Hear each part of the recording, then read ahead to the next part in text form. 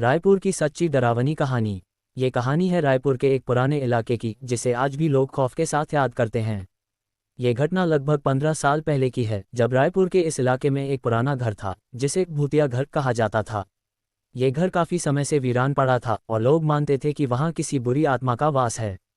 इस इलाके में रहने वाले रमेश नाम के एक व्यक्ति ने उस घर को खरीदने का फैसला किया। वह इन भूत प्रेत की कहानियों पर विश्वास नहीं करता था और उसे लगा कि यह सब अफवाहें हैं। रमेश अपने परिवार के साथ उस घर में रहने आ गया।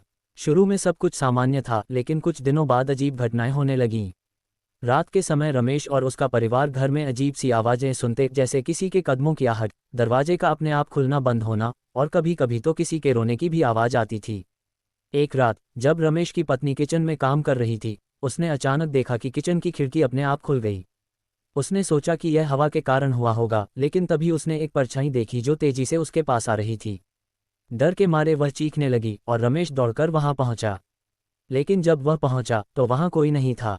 अगले दिन रमेश ने आस पड़ोस के लोगों से इस बारे में बात की। उन्होंने बताया कि इस घर में कई साल पहले एक परिवार रहता था और एक भयानक हादसे में उनकी मौत हो गई थी। तब से इस घर में कोई नहीं रहा, क्योंकि यहाँ उनकी आत्माएं भटकती हैं। रमेश ने इसे गंभीरता से नहीं लिया, लेकिन उसके बाद की रात और भी डरावनी थी।